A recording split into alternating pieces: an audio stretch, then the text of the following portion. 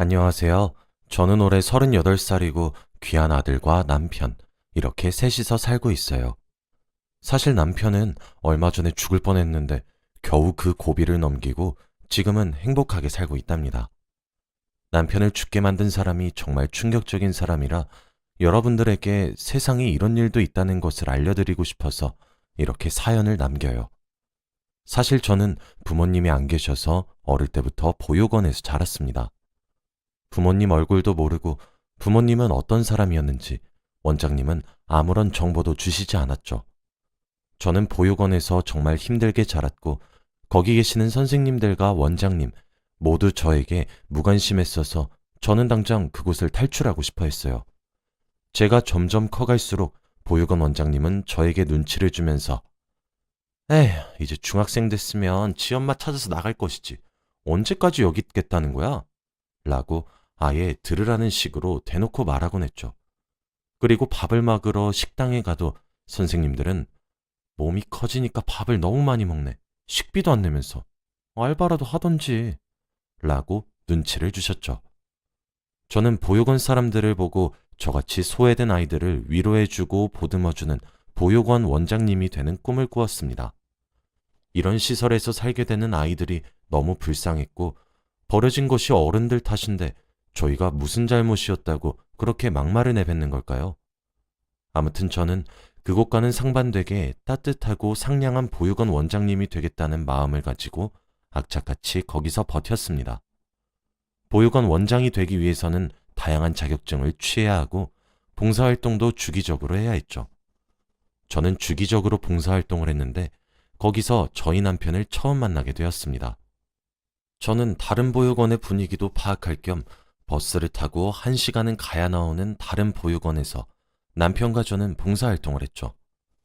저는 아이들을 살갑게 대하면서 어린아이를 보살피는 그의 모습에 반했고 저는 어떻게든 그와 엮이고 싶었어요.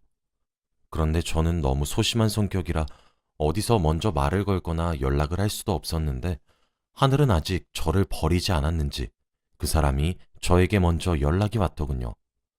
저는 그날 그 사람의 연락에 하루 종일 방방 뛰면서 날뛰었고 그렇게 서로 마음이 맞아 저희는 연애를 시작했죠. 그때는 28살이라 이미 전에 살던 보육원을 떠난 지 한참 오래되었고 아르바이트를 하며 작은 원룸에서 공부를 하면서 살고 있었어요. 여전히 보육원 원장님이 되기 위해 자격증 공부와 봉사를 병행하며 남자친구와 사랑을 키워나갔답니다. 그렇게 연애를 총 2년을 했고 제가 30살이 되었을 때 남자친구는 저에게 청혼을 하였습니다. 그치만 저는 부모님도 없이 자라서 남자친구 부모님이 저를 좋아하시지 않을 것 같았죠. 남자친구는 집안의 첫째이고 남동생과 아버지 이렇게 계시고 남자 3명이서 살고 있었어요. 어머니는 일찍 돌아가셔서 어머니 얼굴도 모른다고 하네요. 남자친구 아버지는 시골에서 농사를 지으셨고 밭도 평수가 제법 넓고 그 일을 남자친구와 남자친구 남동생이 물려받을 생각이라고 했습니다. 저는 그와 결혼을 하기로 결정하고 처음으로 남자친구 가족한테 인사를 드리러 갔는데 왠지 모르게 남자친구는 아버지와 남동생과 전혀 닮지 않은 것 같았어요. 아버지와 남동생은 쌍꺼풀도 없으시고 까무잡잡한 피부에다가 키도 작으신 편인데 남자친구는 아예 정반대로 생겼었거든요. 진짜 부자 관계라고 말 안 하면 남남이라고 생각할 정도? 아무도 가족이라고 믿지 않을 정도였습니다. 그래서 물어봤어요. 오빠는 왜 동생이랑 아버지랑 안 닮았어? 아, 아버지가 나는 어머니를 닮았대. 남자친구 나름 예쁘장하게 생겨서 어머님이 많이 미인이셨나 보구나 했죠. 그런데 남자 셋이서 사는 집안이라 많이 칙칙하고 말수도 없을 것 같았는데 제 예상과는 다르게 정말 화목하고 대화가 끊기지도 않았어요. 서로 어찌나 할 말이 많은지 웃으면서 말을 주고받는데 저는 사실 부모님이 안 계셔서 그렇게 화목하고 단란한 가정은 처음 보았습니다. 한 번도 가족들이랑 식사를 한 적이 없어서 남자친구의 평범한 가족 같은 모습이 너무 부러웠죠. 저는 조용히 그 가족들의 대화 내용을 들으면서 밥을 먹고 있었는데 남자친구 아버지가 제게 인사를 건네셨어요. 아가, 우리 아들이 너한테 잘해주느냐? 우리 아들 바보 같아도 잘 부탁해. 우리 집에 너가 들어와서 얼마나 기쁜지 몰라. 처음으로 인사를 드리는 저에게 아가라고 칭하시며 많은 질문들과 좋은 말을 해주셨어요. 한 번도 이렇게 주목을 받은 적이 없던 제게 특별한 존재라고 각인시켜 주시니 정말 행복했고, 저도 이제 그 집안의 일원이 된 기분이었죠. 민서야, 나를 시아버지라고 생각하지 말고 친아빠라고 생각하고 편하게 여겨주면 좋겠다. 라고 말씀하시며 제 밥숟가락에 고기 반찬을 올려주셨어요. 저는 한 번도 느껴본 적 없는 아빠 같은 손길에 저도 모르게 눈물이 뚝뚝 흘렀고 우는 제 모습에 당황을 했죠. 민서야, 왜 그러냐? 내가 혹시 실수라도 한 거니? 아니야, 아버님. 너무 행복해서 그랬어요. 감사합니다. 부모 얼굴도 모르는 저를 며느리로 받아주신 것도 감사한데 가족처럼 대우해 주시니 꼭 이분들에게 만족스러운 며느리가 되겠다고 다짐했어요. 저는 지인이 많이 없어서 결혼식도 아주 간소하게 치렀고 남자친구 집에 들어가서 살기로 했습니다. 시댁 사람들은 바디를 해서 매일 아침마다 나갔고 집에는 점심 식사를 하러 오는 일밖에 없었기 때문에 저는 항상 집에 혼자 남겨지게 되었죠. 너무 심심했고 시골이라 아무것도 할 수 있는 게 없어서 새참이라도 해드리자 싶어 막걸리와 파전을 구워다가 밭으로 갔습니다. 다행히 다들 좋아해 주시더라고요. 역시 며느리가 요리 솜씨 기가 막혀. 형수님, 가게 하나 차리시는 게 어때요? 혼자만 먹기에 너무 아까운 음식이에요. 칭찬을 많이 해주셔서 저도 어깨가 으쓱 올라갔답니다. 그렇게 행복한 나날들의 연속이었고 저희에게는 또 다른 기쁨이 찾아왔어요. 그것은 바로 제가 임신을 했다는 겁니다. 사실 아이를 너무 원했지만 제 꿈을 위해 잠시 미뤘어요. 그런데 예상치 못한 임신이라 저는 꿈보다는 아이를 선택할 수밖에 없었죠. 제 임신 소식에 시댁 식구들은 모두들 기뻐해 주셨어요. 이야, 나 그럼 할아버지 되는 게냐? 형수님, 그럼 저 작은 아빠 되는 거죠? 빨리 보고 싶다. 제가 임신을 하니 다들 아무것도 하지 말고 가만히 있으라고 했습니다. 밥을 차리고 청소하는 것은 물론 물도 가져다 주시고 하다못해 리모컨까지 직접 저에게 가져다 주셨습니다. 저는 이런 호의는 살면서 처음 받는 거라 적응이 영 안 되더라고요. 괜찮아요. 제가 할 수 있어요. 라고 거절했지만 남편과 도련님 그리고 시아버지는 안 된다며 극구 반대했죠. 아무튼 그 집에서 거의 공주님 대접을 받으며 무사히 아기를 낳았고 아들이었습니다. 작고 귀여운 생명체가 집안에 있으니 다들 밭일을 나가고 싶어 하지 않으셨고 일찍 집에 들어와서 아기를 보고 싶어 하셨죠. 그만큼 시댁 식구들과 저는 너무 화목하고 행복한 나날들의 연속이었습니다. 세월은 빠르게 흘러 어느덧 아이가 초등학교에 들어갔고 이제 저보다는 아빠가 더 좋다며 저를 아예 봐주지도 않는 시기가 왔어요. 같은 남자라서 그런지 아빠랑 같이 노는 걸 더 즐거워하더군요. 운동회를 하면 학부모님들이랑 같이 하는 종목이 있는데 특히 마지막에 제일 하이라이트인 계주가 아들과 남편이 같이 할 수 있었죠. 저희 남편은 운동신경이 뛰어난 편이라 항상 1등을 하니 아들이 자기 반에서 우쭐댔었나 봐요. 그러면서 매년 운동회를 아빠와 같이 보낸다고 기대했답니다. 그런데 왜 항상 행복은 그렇게 오래가지 못하는 걸까요? 저는 여느 때와 다름없이 아이를 학교에 등교시키고 시댁 가족들은 바디를 하러 나갔죠. 혼자서 집안일을 하고 있는데 갑자기 시아버지께 전화가 오셨어요. 아가, 빨리 와봐야겠다, 지금. 네? 갑자기 왜 그러세요, 아버님? 지금 그게... 아무튼 빨리 오거라. 시아버지는 차마 말을 잇지 못하셨고 저는 큰일이 났나 싶어 얼른 밭으로 뛰어갔어요. 그곳에는 남편이 쓰러져 있었습니다. 저는 보자마자 비명을 지르면서 주저앉았어요. 구급차는 이미 와 있었죠. 저는 눈물을 펑펑 흘리며 시내에 있는 대학병원으로 이동했고 남편은 바로 수술실로 들어갔습니다. 남편이 수술을 진행하는 동안 옆에 있던 도련님과 시아버지에게 도대체 어떻게 된 일이에요? 라고 물었어요. 아니, 둘째가 걸음을 가지러 잠깐 간 사이에 그만 농기계에 머리를 다치고 말았단다. 남편은 농기계를 다루다가 실수로 머리가 끼이는 사고가 났고 결국 머리를 다치다 보니 하루아침에 식물인간이 되었습니다.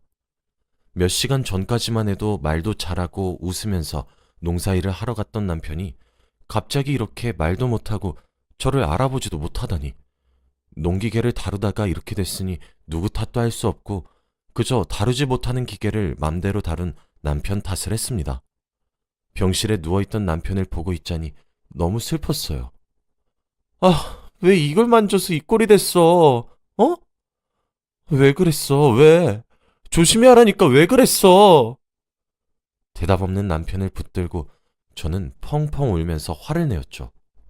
의사들은 희망을 가지면 남편이 깨어날 수 있다고 했지만 식물인간 상태가 다시 깨어나는 경우는 너무 극소수이기 때문에 저는 믿지 않았습니다.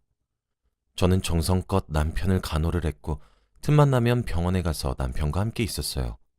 아들은 병실에 누워있는 남편의 모습을 보고 그 자리에서 펑펑 울었고 저는 아들을 안아주며 위로했어요. 괜찮아. 아빠 금방 일어날 거야. 라고 헛된 희망을 품게 했습니다.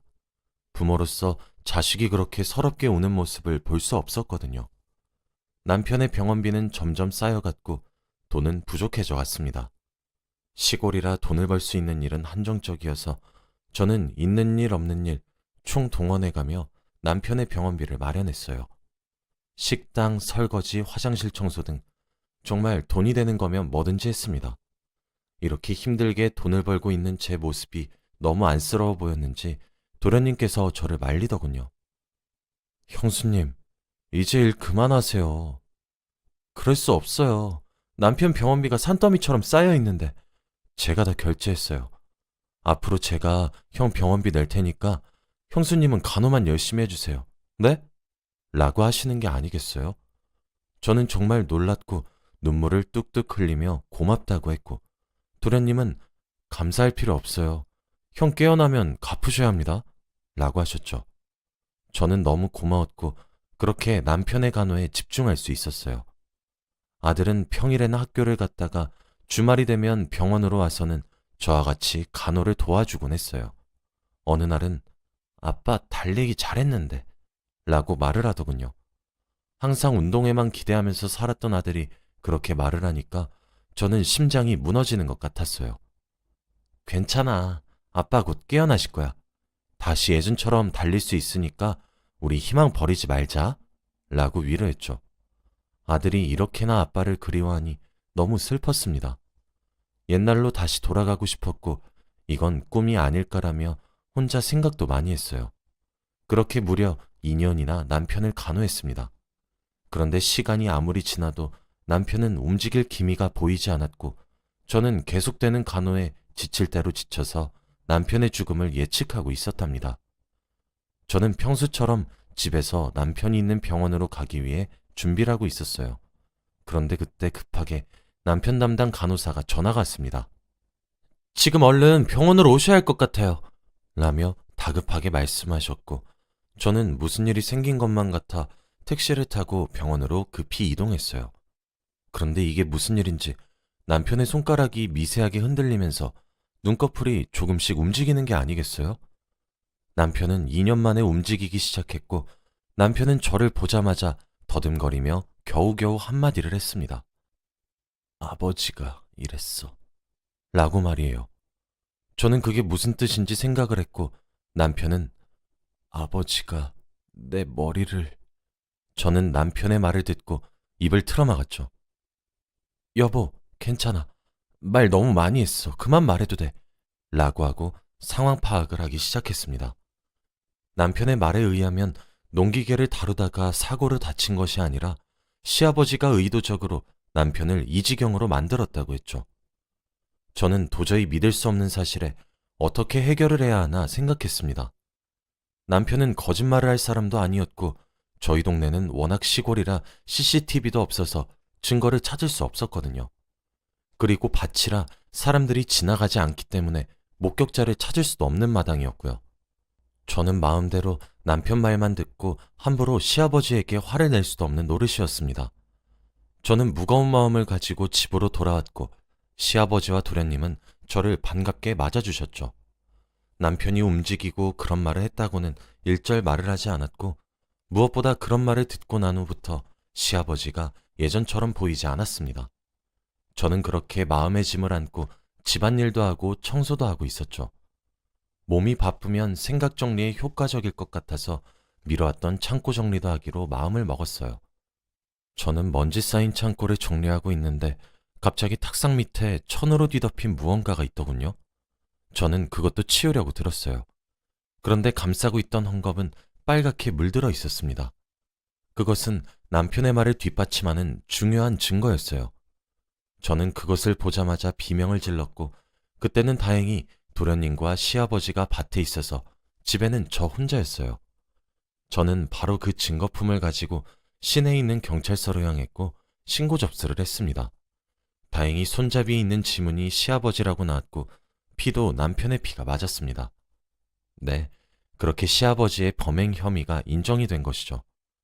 저는 끝까지 아는 체 하지 않았고 평소처럼 행동을 하며 시아버지를 신고한 티를 내지 않았어요. 왜냐면 사람을 죽이려고 한 사람인데 제가 신고한 사실을 알면 시아버지가 저에게 어떤 짓을 하실지 너무 무서웠거든요. 저는 평소처럼 집안일을 하고 있었고 경찰이 저희 집에 들이닥쳐 시아버지를 체포해 갔습니다. 도련님은 당황을 하며 저기요, 저희 아버지를 왜 데려가요? 라고 소리를 쳤죠. 저는 그런 도련님에게 무슨 일인지 설명을 했고 그 자리에서 도련님은 기절했습니다. 너무 충격적이었나 봐요. 그렇게 경찰서로 가게 된 시아버지는 조사를 받게 됐어요. 조사 과정에서 알게 된 사실은 정말 충격적이었습니다. 시아버지가 자신의 자식을 죽이려고 한 이유가 바로 돈 때문이었다는 것을 알게 되었거든요. 시아버지의 말에 의하면 시아버지와 돌아가신 시어머니는 재혼을 하신 거였다고 해요. 재혼하실 당시엔 두 분께 자식이 각각 한 명씩 있었고, 그래서 시어머니의 자식인 저의 남편, 그리고 시아버지의 자식인 도련님, 이렇게 네 사람이 가족이 된 거였죠. 결론적으로 제 남편은 시아버지의 친아들이 아니었던 겁니다. 그런데 시어머니가 돌아가시게 되자 두 아들을 키우기 벅차하셨고 시어머니가 남편에게 해놓은 사망보험금을 노리고 계셨던 거죠. 물론 도련님과 남편은 그런 일을 전혀 몰랐고 둘이 친형제가 아닌 것도 전혀 몰랐어요. 그렇게 남편 앞으로 된 보험금을 노렸지만 결국은 마음대로 되지 않았고 식물인간 상태가 되었던 거죠. 시아버지는 남편을 어떻게든 처리하려고 했지만 제가 하루 종일 남편의 옆에 붙어서 간호를 하고 있으니 그럴 틈이 없었다고 합니다. 워낙 친절하고 다정했던 시아버지에게 그런 면이 있었는지 전혀 몰랐고 돈에 미쳐서 어떻게 그런 일까지 계획하는지, 그리고 눈 하나 깜빡하지 않고 저에게 새빨간 거짓말을 치다니. 시아버지는 결국 법의 심판을 받게 되었습니다. 오랜 기간 끝에 시아버지는 감옥으로 들어가셨고 도련님도 시아버지와 아예 인연을 끊고 살고 있습니다.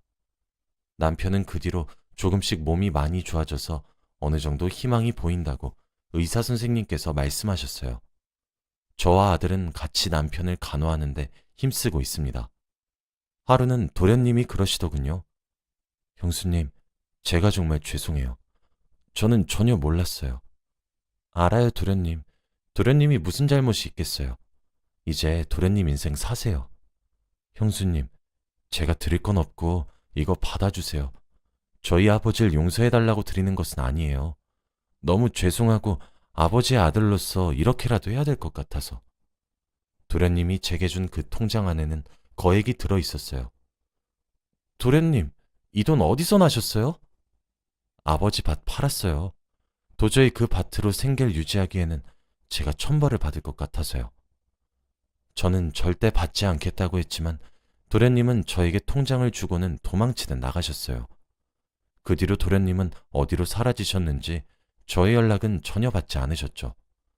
도련님이 주신 통장에는 돈이 제법 많이 있어서 그 돈으로 남편의 병원비에 아들 교육비, 그리고 집까지 구할 수 있었습니다. 아버지가 잘못을 했는데 왜 아들인 도련님이 죗값을 치르는 느낌일까요? 아무튼 지금의 저는 일과 남편의 간호를 병행하며 살고 있어요. 하마터면 과부가 될 뻔했는데 그나마 다행이라고 해야 할까요? 제 이야기는 여기까지입니다.